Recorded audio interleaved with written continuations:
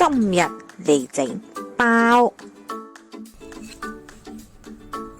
佢叫 air bag， 中文直譯叫空氣包，有啲人都叫佢做 pillow bag 枕頭包。喺麵包鋪就好少見，不過好多法式餐廳或者 fine dining 嘅餐廳，佢就係個常客。佢嘅做法非常之簡單，不過壓麵機係必須要嘅工具。如今日等我哋了解下佢係點樣做啦。喺開始之前，請 follow 我哋嘅頻道啦。喵！先將麵粉、快速酵母、鹽放入，準備座台式大機。如果冇都可以用人手，不過時間就會比較耐。倒入牛奶或者清水，牛奶入邊有糖嘅成分，焗出嚟嘅顏色就會比較靚；清水焗出嚟就會比較偏白。以低速混合2至3分鐘，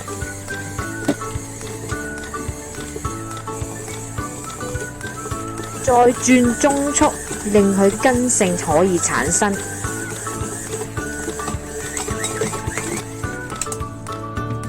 就可以做到薄膜嘅效果，代表筋性就可以。摸上保鮮紙，可以選擇室溫發酵1至2個鐘，或者放入雪櫃低溫發酵18個鐘。見到佢已經變大咗，撳入去有個粒痕冇彈返轉頭，代表已經發酵完成。先預熱焗爐，如果屋企係對風焗爐，風速最細，預熱為205度，家用焗爐會係220度。第一個必須要嘅用品就係一塊石板或者厚 tray， 令到 air bag 平均受熱，加快佢上升嘅速度。呢兩樣都唔加，成功率會跌至得返一半。放入焗爐一齊預熱，焗爐準備中，麵團準備好，壓麵機準備好，開始壓麵嘅程序。麵團印上手粉，過機，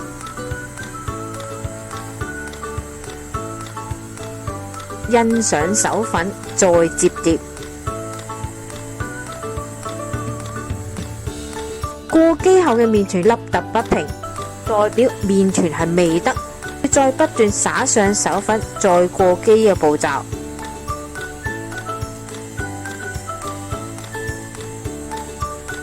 麵團不斷過機，會變得越嚟越細滑，就可以幫佢不斷壓至，直至佢變為2mm。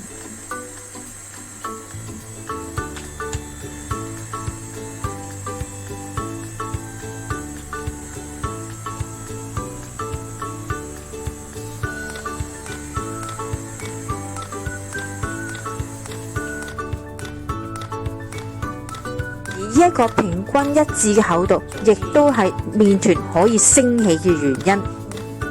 而人手碌開麵團唔能夠平均一致，麵包就唔會升起。將佢切割為圓形、長方形、長條形。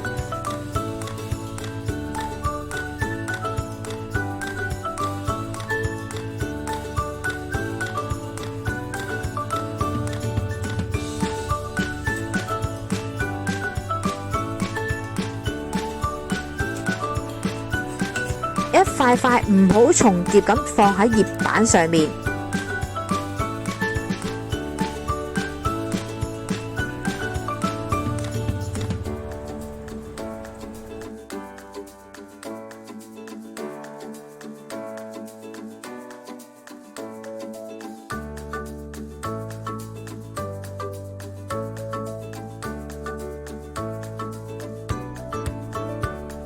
變咗淺啡色就可以出爐，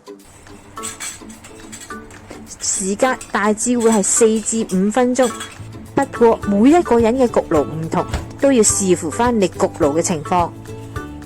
完成後嘅 airbag 雖然叫做麵包，不過佢比較硬身，反而似餅乾。我哋平時食開嘅魚仔餅就係佢。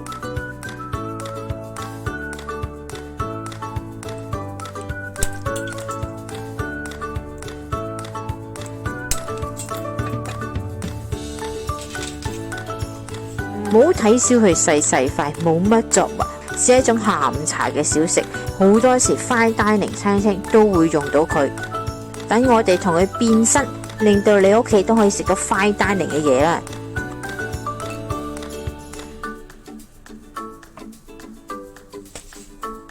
啱啱偽魚子醬出嚟嘅效果已經係好靚。咁麵團可唔可以加入其他嘢先？淨係嗰隻味都好齋下啫。答案係可以，不過最好係粉類同埋液體嘅。我媽話一定要試下白芝麻得唔得？為咗滿足佢好奇心，我就做一次失敗嘅例子。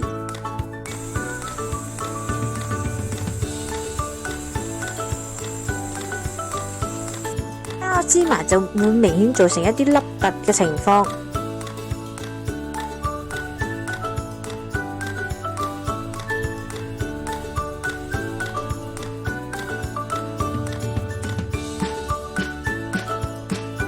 芝麻唔能夠膨脹嘅情況就好似一支膠水一樣，將兩層嘅麵皮黐住，令佢發唔起。